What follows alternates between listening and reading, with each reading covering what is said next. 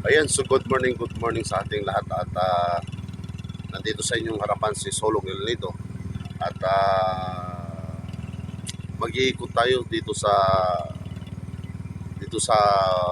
El Nido. Titingnan natin ang mga sitwasyon ng ating mga kababayan, ano. So kung anong nangyayari sa kanila at ito nga at nakasakay ako sa motor at so tingnan natin dito sa mga bandang Bantuan kung kamusta na ang kanilang sitwasyon, ano. So dahil nga sa napakalakas na ulan. Ayan, so tara at let's go. Puntahan natin sila. Ayan, so update ko kayo dito sa kalsada ng Bukana. Ayan, so bumaba na yung tubig. Kahapon ay napakataas ng tubig dito no, sa kalsada ng Bukana. Ito yung papunta sa Bukana, papasok sa Bukana. Ayan, so yan siya. At baha, no? Ayan, so ayan, let's go. Update ko kayo dito sa ilog ng Bartuan. Sa ilog ng Bartuan, papakita ko sa inyo kung gaano kalakas yung baha dito sa part ng tulay ng Bartuan. Pakita ko sa inyo. So ganun siya kalalim, no? Yan o, ang daming ginagsa sa gilid. So ganito siya kalakas. Ayan, so ipapakita ko sa inyo ito, yung bahan na yan. Dito po ito sa part ng Bartuan. At kung makita nyo, yan. So sobrang lalim, akala mo laot na, ano? Ayan. So hindi lang yan, marami pa ko ipapakita sa inyo. Okay, let's go.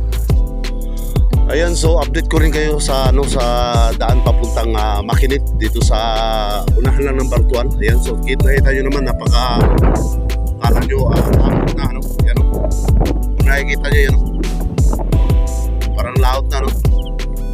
Ayan. So dito sa kalsada, sa tabing kalsada, kalahati na yung tubig, no, dito sa highway. Ayan, no, kung nakikita nyo yan, no. Yan, so yan na lang yung kalsada na walang tubig. So dito sa kabila, puro tubig na ito, no, hanggang doon yan. Yan, so dito ito sa part ng tuhanan ng Bartuan. Yan, nakikita nyo. Yan ang beses ako parating. So ito siya kalalim dito, no? Kaya pinursige natin makalusot dito para ma-update ko kayo kung ano na ang kalagayan dito sa mga barangay, ano. Yan, so nakikita nyo. Okay, so punta tayo doon sa kabila pa. Tingnan natin doon. Tapos natin doon kung maganda. Okay, let's go. Dito pa, meron ako ipapakita sa inyo. Yan. Akala mo laot na. Yan, ipapakita ko sa inyo yan. Sa dito rin sa una natin ang Bartuan. At lubog na talaga. Pati yung tricycle doon. Ayun. Ganon siya kalalim po. Dahil maghapon po yung ulan. At sana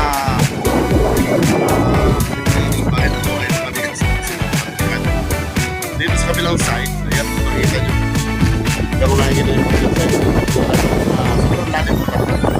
Bali yung panin, kalsada yung papasok mo. So, hindi na sa madanan kasi malalim yung tubig. So may mga bahay na sa loob. So, yan, so ingat na lang po sa lahat. Ano?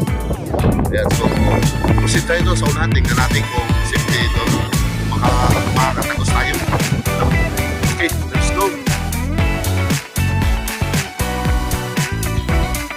Ayan, so dito rin sa malapit na tayo sa Lamora, no? Yan, kung nakikita nyo yung pasado na yan. Ayan, no? So sobrang lalim dyan at nagulat ako, no? At so sarap ng patak ko kaya si Kuya.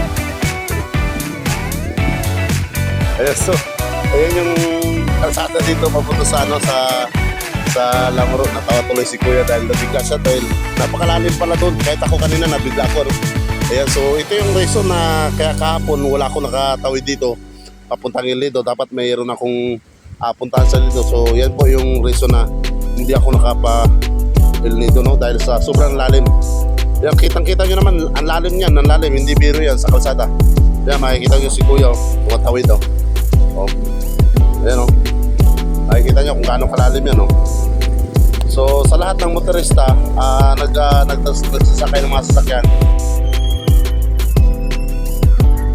na-stop tayo kunti, ano.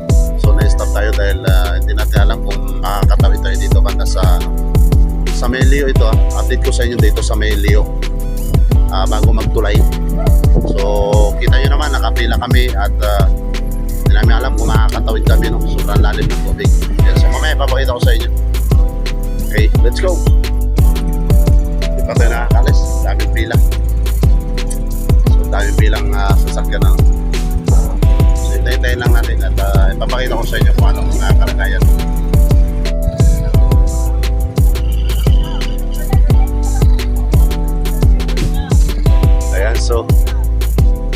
Ayan, so napakaraming tao, ano? Ayan. So, tapat lang ito ng ano, ay Yamaha. Tapat lang ito.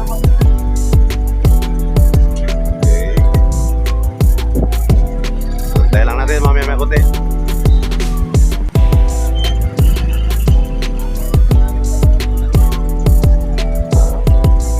So, bali ito yung update ko sa inyo sa araw na ito.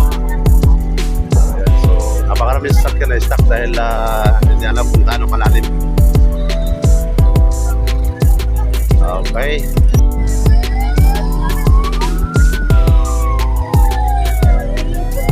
Dito video pahirapan dito makatawid Dito pahirapan Okay, dito sa medyo Ayan, so nag-assist na si Speedias Ayan, so nag-assist na si Speedias sa mga motorista. Napakahirap ng daan pala. Ayan, so bago ka tatawid ng hill dito, yan makikita nyo.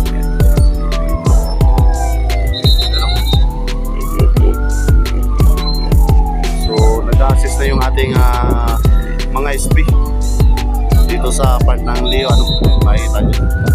Ayan, so try natin kung makakatawid tayo,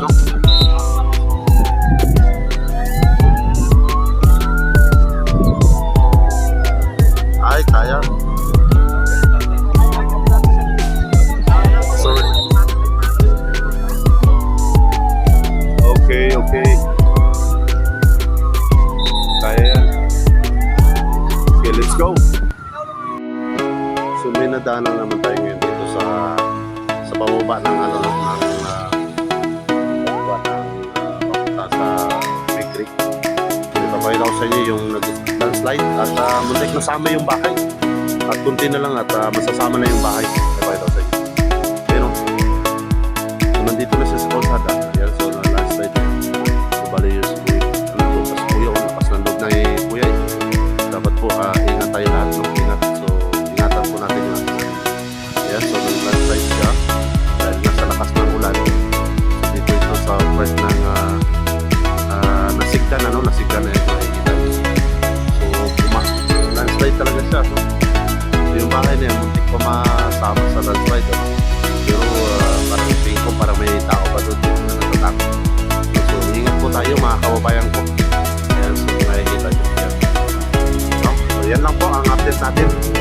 At maraming salamat sa lahat ng makapanood ng ating so paki-share na lang. Share rin pa. So update ko rin kayo sa aking kalagayan. Ayan, so grabe. Sagupan natin yung yung ulan at hangin. So para makita nyo lang yung kalagayan. So yan, in-update ko na sa inyo. Yan ang aking kalagayan at basang-basang ako. Yan, so maraming salamat po sa lahat ng mga panood at sana magustuhan nyo itong video na to. At ingat po sa lahat. God bless po sa ating lahat.